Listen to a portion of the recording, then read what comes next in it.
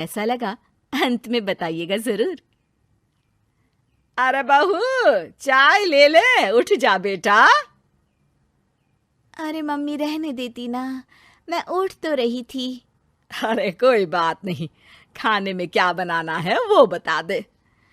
देख लो माँ, कुछ भी जो ये कहे बना लेते हैं। बेटा, मैंने तो जो सब्जी थी वो काट दी है, तू बस रोटियां बना लेना। ये हर रोज सुबह का सीन था ममता के ससुराल का। एक दिन पड़ोसन कहती है, अरे बहन जी, सारा दिन काम करती रहती हो, थकती नहीं क्या आप? बहू क्या करती रहती है सारा दिन? अरे वो भी कुछ ना कुछ करती ही रहती होगी। अब इतनी भी बूढ़ी तो नहीं हूं मैं जो बैठ जाऊं कि सामने काम पड़ा है और मैं बैठ ही रहूं। अरे लेकिन बहू की तो आदत खराब हो जाएगी जब सारा काम आप ही कर दोगी। अरे ठीक है ना, कम उम्र में हमारी भी शादी हुई थी। अब आजकल के पढ़ने लिखने वाले बच्चों को सारी जिम्मेदारी लेने में भी तो वक्त लगता है। बहू है तो क्या हुआ, मेरी बेटी की उम्र की ही है ना। एक उसे भी देख लो, चाय बनाने के सिवा आता ही क्या है। ममता से सारी बात करती है। हाँ, मम्मी जी ही ज्यादा काम करती हैं, इसमें कोई दो राय नहीं है। लेकिन मैं भी क्या करूं, ऑफिस और घर के बीच जो वक्त मिलता है उसी में काम कर लेते हैं, है ना। दिन बीत रहे थे। सास बहू के बीच की बॉन्डिंग अच्छी थी, लेकिन जब बहू माँ बनती है तो जो थोड़ा बहुत काम किया करती थी वो भी छोड़ देती है। बहू, ये ले, तेरे लिए बनाया है। इसको खाने से बच्चा और तू दोनों स्वस्थ रहेंगे। ठीक है माँ जी। माँ जी, वो बच्चे के लिए गद्दे जो सूख रहे हैं ना छत पर, जरा ले आइए ना।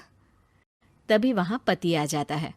अरे माँ रुको, मैं ले आता हूँ, तुम मेरा खाना लगा दो। माँ किचन में चली जाती है। पता है, बगल वाली डॉली है ना, वो लोग हमारी साइड के हैं। उसकी सास ने तो उसकी हड्डियों को मजबूत करने वाले लड्डू बनाए हैं। उसे भी बच्चा हुआ है ना।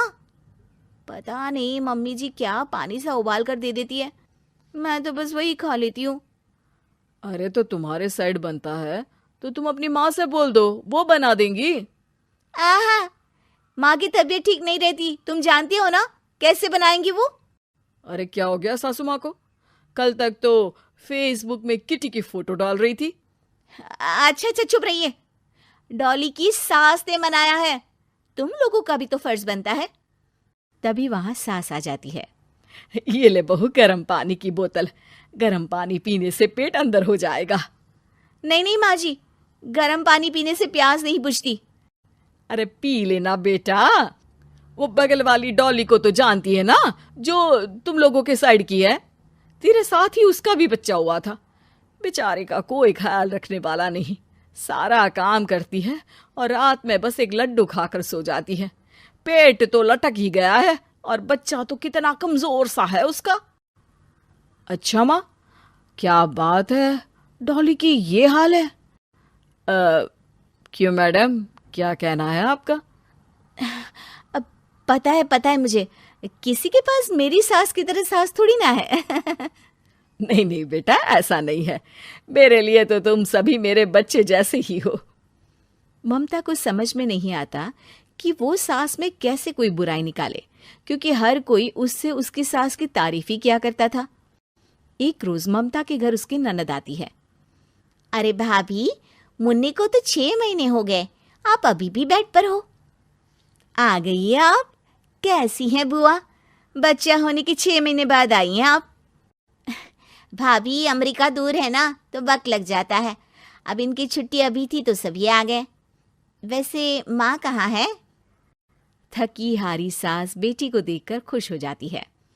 माँ, इस बार तेरा वीजा तैयार है, मेरे साथ चलने को तैयार रहना। हाँ हाँ बेटा, मैं तैयार हूँ। अरे ऐसे कैसे माँ, मैं कैसे मैनेज करूंगी? कैसे मतलब?